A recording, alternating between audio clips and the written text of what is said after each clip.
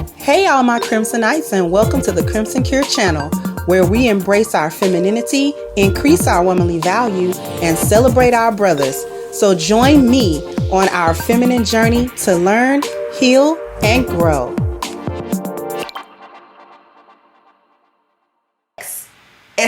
Because you don't control the procreation. You are responsible. You are responsible for loving that man through all of his 5 senses. Are y'all ready for this? Put a 2 in the chat if y'all ready for this. Put a 2. I'm going to teach y'all how to be a wife today.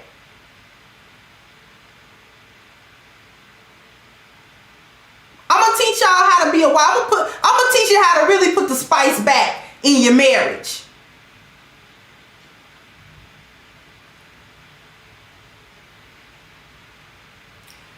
You gotta love him through all 5 senses. What's your 5 senses? Senses: sight, hearing, touch, smell, taste.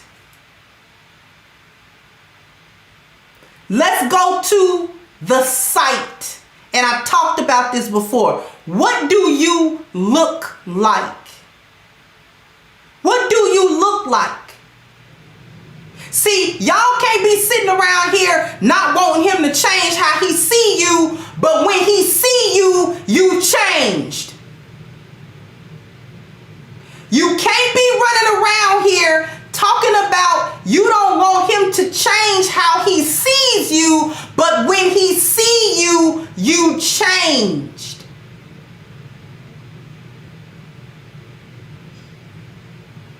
When he met you, when y'all got together, you was fine. Oh my God. He couldn't keep his eyes and his hands to himself. He couldn't do it. He couldn't do it. It was just like every time you walk by, no matter how many times you walk by,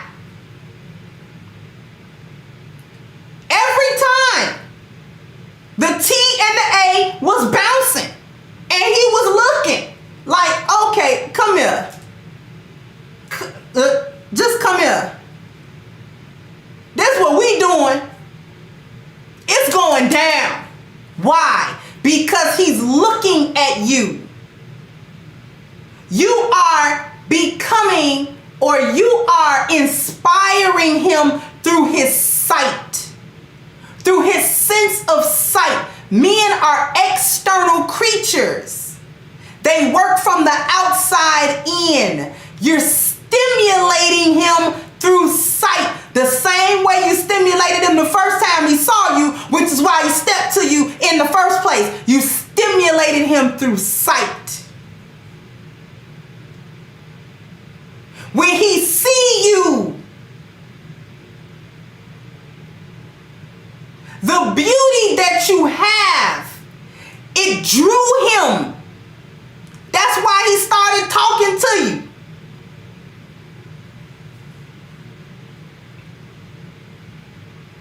When Eve was first created, Adam had no idea what a woman was. He had never seen one before.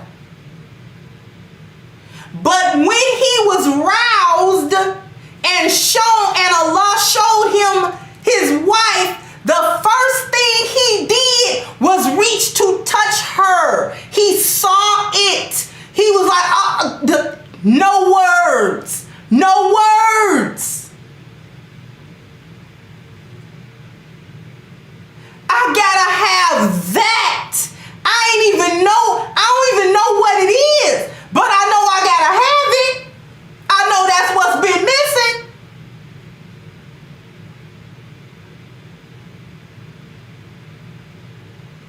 I don't even know what you call that. But all that right there, all of that right there. Thank you again, Norin. Thank you, Franklin. Sight. All men work that way. Sight. But what do he see when he look at you? He sees your weight gain that you ain't got under control.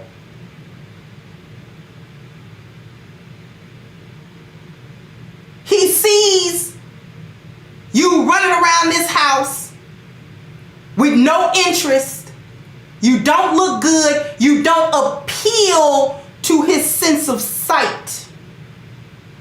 You must appeal to his sense of sight. And feminism told us that they were being too superficial when men look at us and want to objectify us. We were taught through feminism that was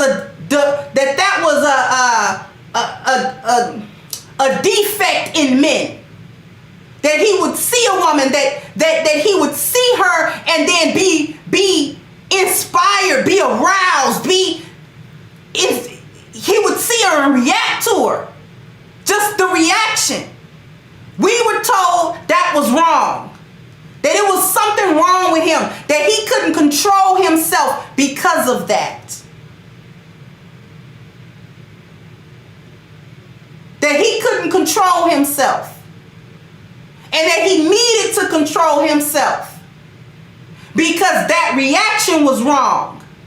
But that's his natural reaction.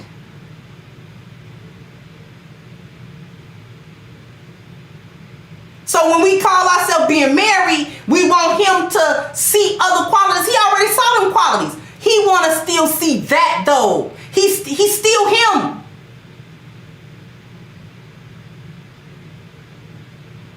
You know what else is going on with his sight? How you look at him.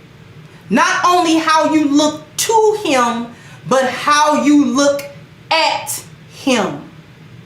And I mean physically how you're looking at him. Every time he turn around, do you look at him like,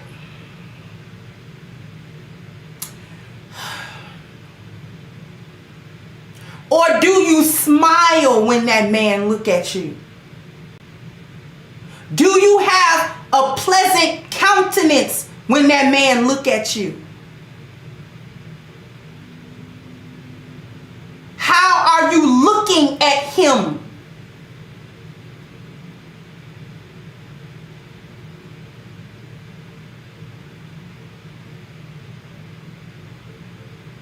What about his hearing? What does he hear from you? What do you say to him? How do you say it to him? What are the impact of your words, your tone, your voice? He wanna hear your voice, but not when you arguing and acting a fool. He don't want to hear that. He want to hear that soft, hey, assalamu alaikum. How you doing? You okay? Oh, you look so good. Ooh. He want to hear that. He wants to hear that. From your mouth to his ears. This is why men don't like masculine women. This is why all that talk about we don't like masculine women, that's why men don't like it. Because masculine women can't give him this through his five senses. Only feminine women can do this.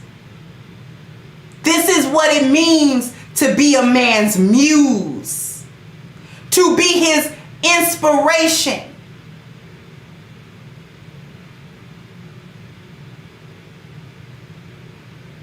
When these talk about the feminine, beautiful, and inspirational, that's the inspirational part. A lot of y'all don't know what inspiration is. That's the inspirational part. Inspire him. We covered sight, hearing. What are the words that you speak to him? And how are you speaking those words to him? Because you got to be able to talk to a man's soul. And a lot of y'all don't know how to do that. You got to be able to talk, not just to his mind, not just in his ears. You got to talk to him in here. And all of that is about tone.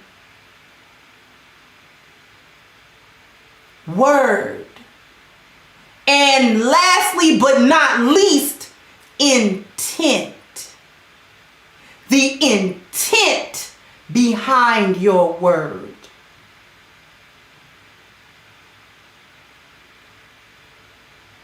How you convey the energy of the words. You don't even say, I love you, baby. You won't even say, I love you spontaneously to that man. Without him having done something for you first. You might say thank you. You don't never volunteer the verbal affection and the verbal affirmation of him. You don't do that. You don't just come up to him and touch him. Smile. Y'all don't understand. Touch him. Smile. That's his visual. And then say, baby, I love you so much. You know how much I love you. You know how much you mean to me. I don't know what I would do without you. I love you so much. Come on. Come on. You talking about melt him all the way down. You can melt a polar ice cap with that. But you can't do it because you don't mean it.